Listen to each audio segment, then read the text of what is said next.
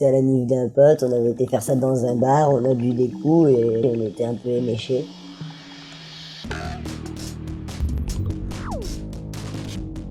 Bon, après ça m'est déjà arrivé de bien plus éméché que ça, mais c'était plus genre en soirée avec nos propres canettes parce que c'est pas le même prix.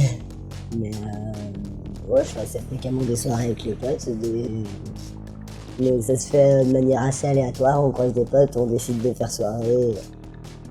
C'est pas forcément régulier, autant des fois pendant 2-3 semaines il y aura pas de soirée, puis des fois je vais les enchaîner pendant une semaine voire plus, en décuvant un peu quand même entre temps, mais en général c'est plutôt des bons moments, on s'amuse et puis on décompresse, on se soucie pas trop du reste, on est là pour rigoler, boire un coup entre potes. Je pense avoir plus de facilité à dire, à me tenir, à être prudent avec l'alcool qu'avec le produit du coup. L'alcool, justement, je me rends compte que c'est uniquement festif et j'ai pas forcément de mal à dire non à une canette quand il faut pas ou quoi.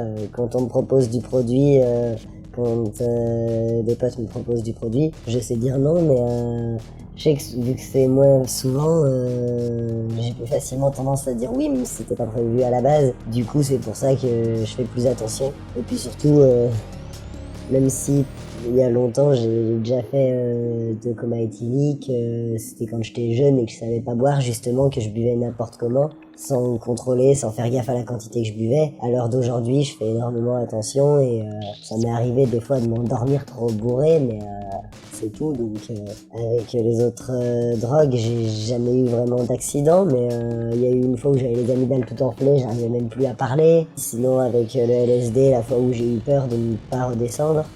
C'est surtout par rapport à ma relation avec l'alcool ou les produits. L'alcool, si je bois plus, c'est parce que justement je connais mieux mes limites et ma capacité à dire non. Et je maîtrise mieux. Dans une canette, une 6, admettons par exemple, celle que je bois le plus souvent du coup, elles sont toujours à 8 degrés 6, ça va pas changer d'une canette à une autre. C'est juste, je connais ma limite et même pareil, je fais gaffe à pas être dans l'abus, j'en bois pas énormément même si j'en bois plus souvent. Le produit, c'est il est plus cher, c'est moins facile à se procurer, puis j'ai davantage peur de tomber dans l'addiction, mais au final, c'est pas tellement différent. Eh Arnaud, t'as pas un petit pataton pour moi là? Ouais. T'as une ordonnance? C'est les en fait, hein? Oh, allez, fais pas le chacal. Elle parle pas un mot de français, ni d'anglais, ni de rien. Si je veux conclure, faut que je sois 200% là. Quel gratteur celui-là! Des jeunes qui vivent des enfêtes pour avoir plus confiance en eux, c'est l'impression que j'ai eue. Prendre des enfêtes, oui, mais dans cette optique-là, non. T'es en soirée, notamment en teuf, à des concerts, ou juste soirée entre potes, ça reste très occasionnel. Ça sert juste à rester éveillé et à tenir toute la soirée en général. Bon, après quelques effets plus négatifs, rien de bien méchant, mais galère pour pisser par exemple, ou même du mal à boire, du coup je bois mes canettes super doucement et les 3/4 du temps elles finissent éventées bien avant la fin. Mais ouais, sinon surtout ça garde éveillé, ça fait parler plus. En général la plupart des produits ont une redescente. Dans les soirées où j'en ai pris un peu plus, c'est vrai que des fois j'ai quand même bien ressenti la redescente, mais rien de bien méchant, juste un gros coup de fatigue d'un coup et la plupart des autres produits j'ai arrêté. Psychotrope, j'ai pas vraiment arrêté le joint, mais j'en fume quasiment plus. Après le reste, j'en ai jamais vraiment pris. Enfin, j'ai essayé, mais j'ai dû en prendre quelques fois les autres trucs. Cam, coke, tout ça, j'y ai très peu touché. Ouais, pour moi, la coke, c'est des enfêtes avec moins d'effets. La cam, que ça fout mal au crâne et ça fait vomir. Après, j'ai des potes, j'ai vu des potes en prendre et que, ouais, ils se prenaient pour Superman, mais Superman, il essayait pas de voler, mais il pensait qu'il pouvait arrêter une bagnole à main nue ou quoi, il avait vraiment... Mais moi, ça m'a jamais fait ça, et le seul produit avec lequel j'ai vraiment eu une réelle mauvaise expérience, hormis la cam, la cam ça m'a juste fait vomir et mal au crâne, mais c'est le LSD, c'est pour ça que j'en prends plus, où j'ai failli rester scotché. C'est une suite d'événements, le fait que par accident, mon collègue m'en a mis plusieurs au lieu d'un. Ils étaient restés collés entre eux, les tripes, et du coup, je suis parti un peu trop loin. Il y a une personne qui a essayé de s'amuser à me faire bader. Heureusement, mon collègue qui m'avait offert les tripes et d'autres collègues étaient là pour essayer de me faire redescendre et me stabiliser. Du coup, quand on voit que la personne est dans le mal, plutôt la ramener vers la réalité plutôt que la faire continuer dans son trip. Et être avec des personnes de confiance, un minimum. Pas des gens qui vont justement s'amuser à nous faire partir en couille. Au contraire, des gens qui, si on va trop loin, vont essayer de nous ramener à la raison. Is my name. J'avais envie de voir personne, et surtout pas la jeune emmerdeuse que mon proprio avait épousée. Valérie, mardi, j'aurai... Non, là, ça suffit, ok? Garde ton baratin pour Steve, c'est lui qui s'occupe des loyers. Raison supplémentaire de mettre fin le plus vite possible à cet entretien, je venais d'ingérer une drogue. Et t'as le loyer le moins cher de la ville. Vernon ne m'avait donné que très peu d'informations sur les effets du produit. 3 jours par semaine. Même en allant vendre des burgers, tu pourrais te faire largement de quoi payer le loyer. Alors c'est quoi le problème? Et si c'était hallucinogène? C'est-à-dire les mains, c'est ça? Putain, si j'étais sous LSD avec cette chieuse en train de me pourrir, je me foutrais une balle.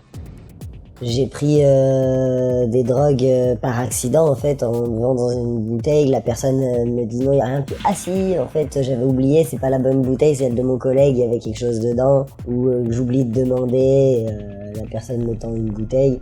Du coup, vu que je ne savais pas, surprise. Mais bon, parce que sinon moi, toutes les fois, tous les produits que j'ai pris, je me suis quand même renseigné un minimum avant pour savoir à quoi m'attendre et pouvoir gérer au mieux. Puis surtout ne pas être seul. Là, lui, il l'a pris seul. Et du coup, en plus, non seulement il ne connaît pas le produit, mais il n'y a personne pour vérifier que tout aille bien, personne pour veiller sur lui. Donc il se met en danger, il met n'importe qui en danger parce qu'il ne sait pas comment il va réagir, comment il va se comporter. Il aurait pu péter les plombs et plus contrôler, faire des actions qu'il n'aurait pas fait normalement, enfin, totalement perdre le contrôle en fait. Éviter de se mettre en danger, de mettre autrui en danger. Éviter de rester perché, ça veut dire garder un minimum de self-control, faire en sorte que ça reste récréatif et non que ça devienne une épreuve psychologique. Il vaut mieux avoir mangé avant, puis éviter de mélanger trop de produits, mélanger les produits et l'alcool, savoir faire le juste milieu, la juste part des choses, même si au final de toute façon c'est toujours un peu de trop, mais le mieux c'est de pas en prendre tout court et qu'après quand on en prend, vaut mieux en prendre quand on va bien, quand on n'est pas trop mal. Quand on se sent mal, forcément il y a plus de risques de faire un bad trip. Après dans tous les cas, c'est jamais conseillé de toute façon.